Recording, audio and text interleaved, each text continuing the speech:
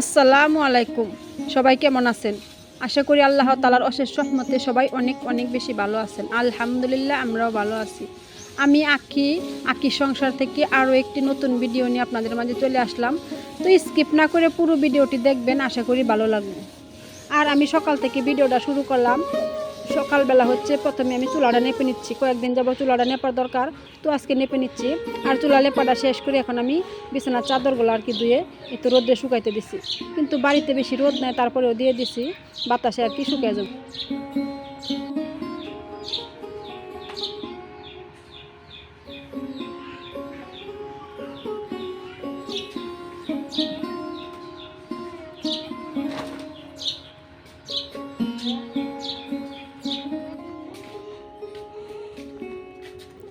আসলে কি, ভিডিও করতে গেলে কিন্তু সংসারে অনেক কাজ ঠিক মতো করা হয় না।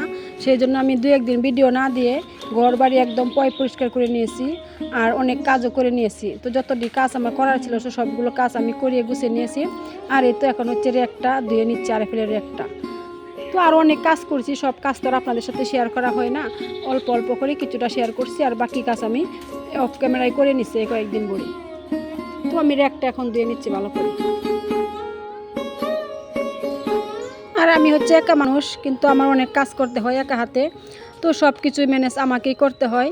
অনেক কষ্ট করে ভিডিও করি। তো আপনারা সবাই আমাকে সাপোর্ট করবেন, পাশে থাকবেন, আর ভিডিওটা লাইক দিয়ে দেখা শুরু করব।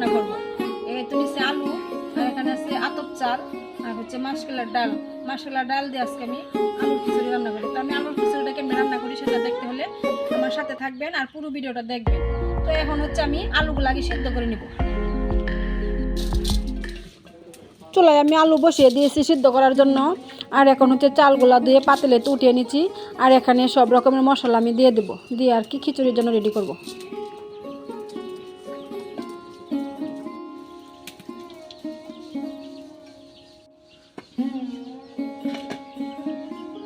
গুঁড়া মরিচ সব দিয়ে দিচ্ছি, হলুদ মরিচ ধনিয়া দিয়ে দেবো, জিরা, আদা রসুন বাটা,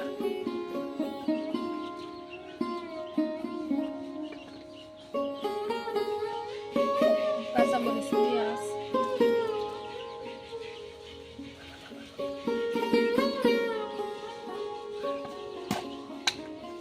লবণ। সিদ্ধ হয়ে গেছে, নামিয়ে নিছি। আর এখন খিচুড়িটা বসিয়ে দেবো। চাল ডাল ভালো করে কষিয়ে তারপর চালু দেবো। চাল আধা ফুটা হয়ে গেছে, এখন আমি দিয়ে দেবো আলু। আর এই যে আলু আমি সিদ্ধ করে এরকম করে ভেঙে নিয়েছি, তো সেই আলুগুলো এখন দিয়ে দেবো।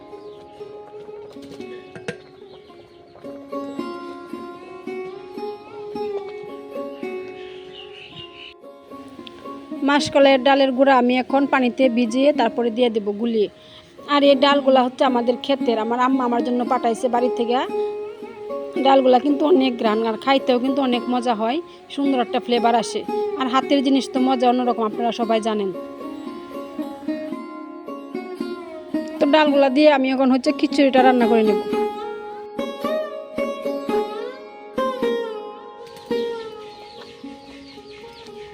খিচুড়ি রান্না হয়ে গেছে, এখন আমি ধনিয়া পাতা দিয়ে নামিয়ে নেব।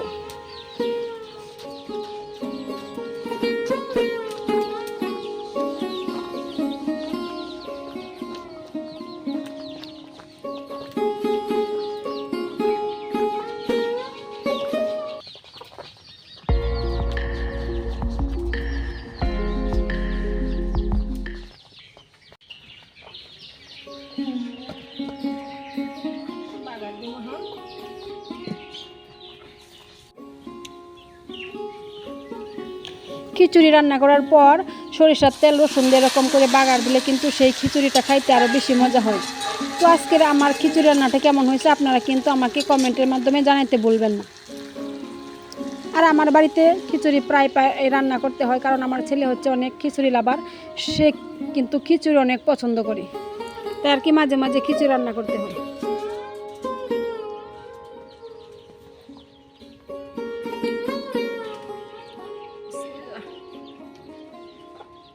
মাসকলাই ডালে সুন্দর একটা গান বাড়িছে।